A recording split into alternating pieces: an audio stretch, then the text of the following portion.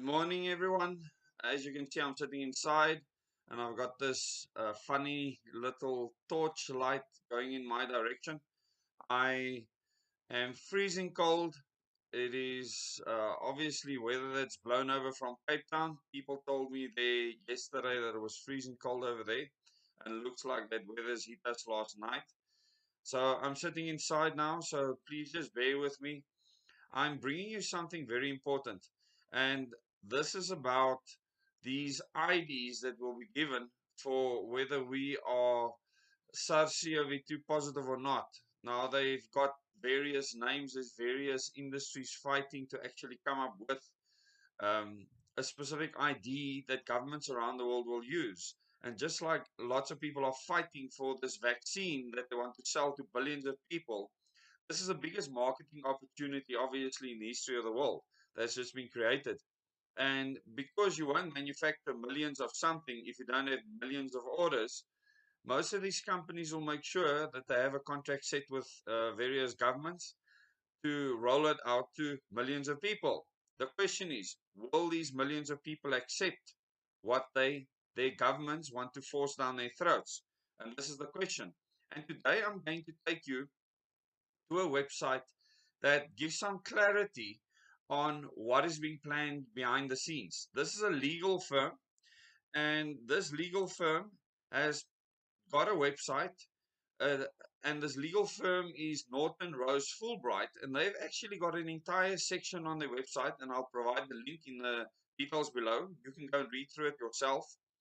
Obviously, I've been doing research on these ID apps that will be marking us the same way the Jewish people were marked during the Holocaust. You'll be branded, and considering how society is saying that everyone should be fair and equal, it's interesting that the very same people that are fighting for equality will fight for people to be distinguished and actually split along specific lines. For instance, that they are SARS-CoV-2 positive. When people that have far more infectious and more dangerous diseases like TB, because a lot more people have died from TB during this time, in fact, almost 4 times more than from this COVID-19 disease, when we can't even verify that they've actually died from it because no autopsies were performed. So on this website, Norton Rose Fulbright, there's a section that speaks specifically in an article that they published to the media on contact tracing apps, a new world for data privacy. And I'll just read the headline before I tell you what this is about, because I've studied it in detail. The COVID-19 pandemic has seen governments across the world restricting civil liberties and movements to new levels. To aid the safe lifting of current public health restrictions, new technologies are being developed. Contact tracing apps. So, for those of you that believe that this is bogus, it doesn't exist, educate yourself, please, because you need education. Even although you're an adult, you've been to school, some people don't have the ability or don't want the ability, or they are just plain trolls, to actually believe that you can be traced and contacted. And they carry on here to say, and rolled out to automate labor-intensive tasks critical to containing the spread of the virus. So this law firm is neutral in their approach, and I absolutely like that. It's easy for me to go here because people can go and read through this themselves. They look at both sides of the spectrum. By looking at this, I believe that the pandemic is real from what I can see. Obviously, they're a business firm, so they try and keep things neutral, and they try to look after the legal side of things, both for civilians as well as for governments. They said our contact tracing survey, so they've done a survey, this law firm, a very good one, by the way. Our contact tracing survey summarizes the principal regulatory and policy issues applicable to contact tracing across a range of key jurisdictions in real time. So what they are doing is they have law experts throughout the world, and they look at the various countries, and what follows next is a map of the world where they show the various countries and they classify them into three different distinct sections: Jurisdictions using contact tracing, of which South Africa is one. Jurisdictions under development, of which the USA, for instance, is one. Jurisdictions under consideration, well, based on the color, I can't see any here at this stage. So people are either already under contact tracing, or the contact tracing is under development. Now, South Africa stands out in Africa. It only shows two other countries at this stage that are also using it in Africa. So we are used as a benchmark for contact tracing apps. Then the countries mentioned here that they have done the study in is Australia, Canada, China, France, Germany, Hong Kong, Italy, Indonesia, Poland, Russia, Singapore, South Africa, Thailand, the Netherlands, Turkey, United Arab Emirates, United Kingdom, and the United States. And then they start with each and every one of these countries, and you can actually read what has happened in each of these countries, what the legal situation is. In other words, I'm scrolling down to South Africa now, and you can do that when you follow the link. And when you get to South Africa, you will see at the bottom of the introduction is more. And I want you to click on more, because when you click on more, it'll go into detail in what South African situation is. But I just want to read through this briefly. And they say South Africa as at May 11, 2020. Key points: is technology being used or developed by the government to monitor and control the spread of COVID-19, e.g., contact tracing apps, CCTV, cell phone location data, credit card history? Question mark. Okay. Then their commentary. The South African government has partnered with the University of Cape Town to develop a smartphone app to assist government with tracking people. Tracking people. Okay. Let's not get this mistaken. And anyone that thinks that tracking is not possible, you need to be educated. Go back to school and educate yourself. People who may be unaware that they have COVID-19, and to track people who have come into contact with others who are COVID-19 positive. The app is called Covi-ID. Okay? The South African government acknowledged that it is critical that the government works collaboratively with South African technology companies and individuals to leverage technology capabilities in the fight against COVID-19 and its effects. So they're saying that the government is actually that they're working with many companies as well as individuals with regards to technology to help in the fight against COVID-19. Whether right or wrong, that is not the argument here. We're looking at what is happening, the facts. We are aware that government has approached technology companies to identify suitable projects that may assist the government with its response to the crisis. In particular, our government's plan to develop a national COVID-19 tracing database. Okay? The database seeks to track people who are known or suspected to have come into contact with persons known or suspected to have COVID-19. Now, I know for a fact that you cannot test someone for COVID-19. So this is the first problem here in this article. They should have said suspected to have the virus, because you can't uh, give someone the disease. You develop the disease, you can actually give someone the virus. Okay, so the technical lingo is not that good, but this is how most people understand it, because government is being just as inaccurate in their descriptions. Let's continue. On the 2nd of May 2020, the Department of Health also launched a WhatsApp-based symptom reporting process, a pimping system. That's what it is. The details of the back end and privacy controls are unknown at this stage. Given that the South African privacy laws are not yet enforced, there is a concern that personal information may not be properly protected during the pandemic and may be used for further processing not anticipated on collection of the data. Do you understand what this means?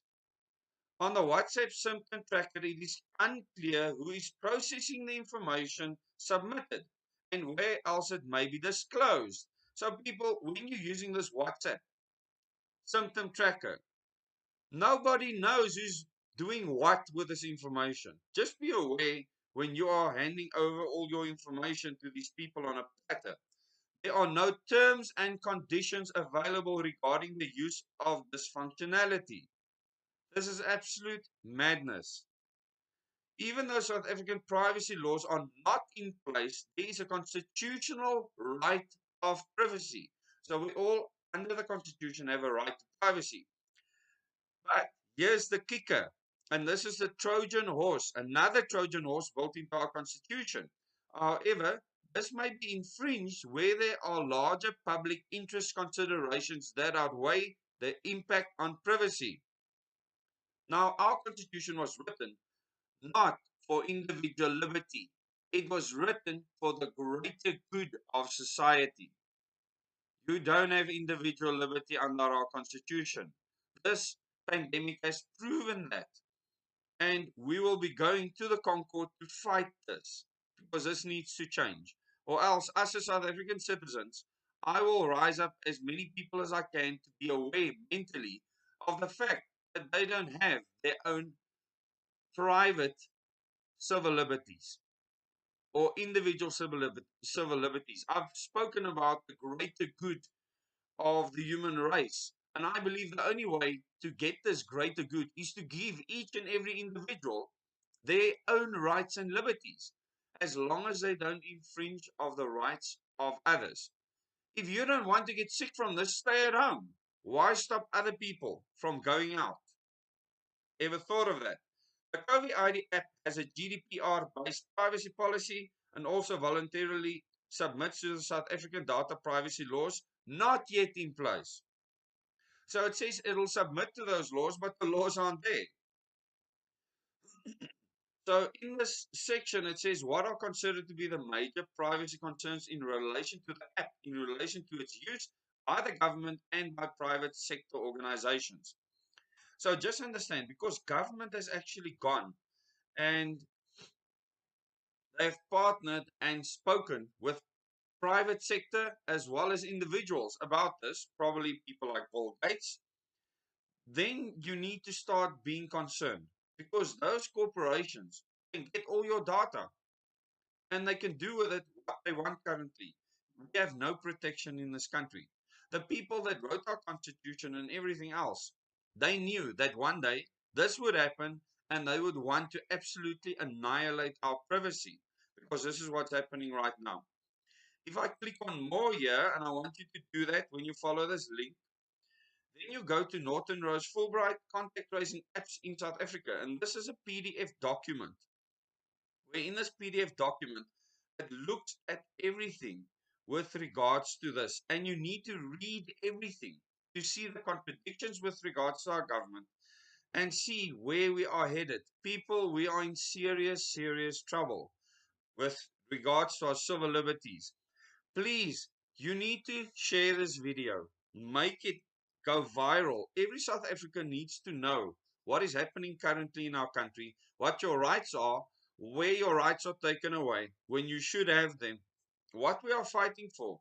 And there is a social movement across the country rising up against this tyranny. And we need to do this fast. Remember, at this stage, our government has been taking instructions from the World Health Organization. We did not elect the World Health Organization.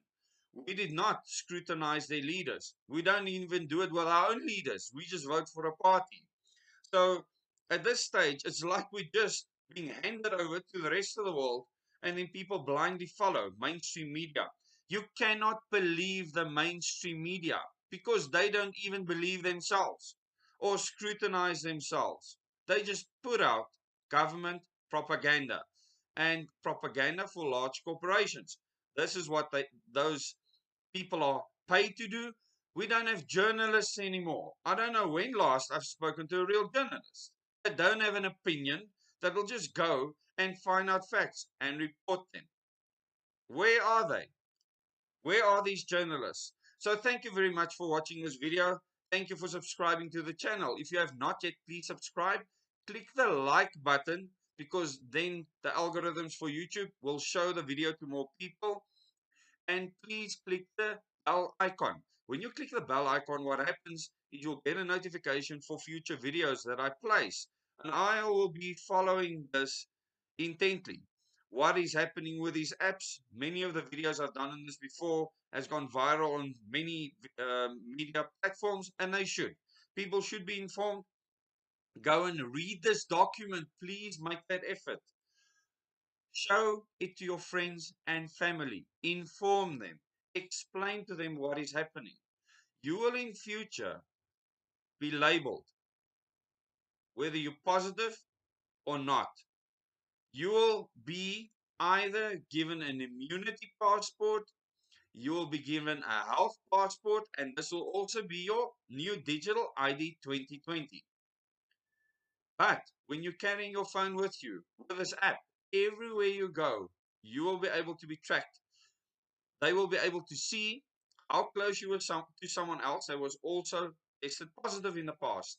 And when you come within a certain distance, you will actually be seen as a possible infection. Think about what's happening here. Never in the history of the world since the Holocaust have people been labeled in this way. You could literally just go and say that everyone is positive and go and make them all positive, and they will say that this is impossible. How do you know this? Do you know the technology? Do you know what is capable with this technology? I know. I know what is capable because I know what has been capable since the 1980s with regards to technology and computers and programs and AI. So don't think for 1 second that you are safe. I know that you are not, that you will be tracked and traced, that this is approaching the point of no return that I've spoken about before. And there's no ways that I'm going to allow myself to be tracked and traced like an animal. Thank you for watching this video. Till the next video.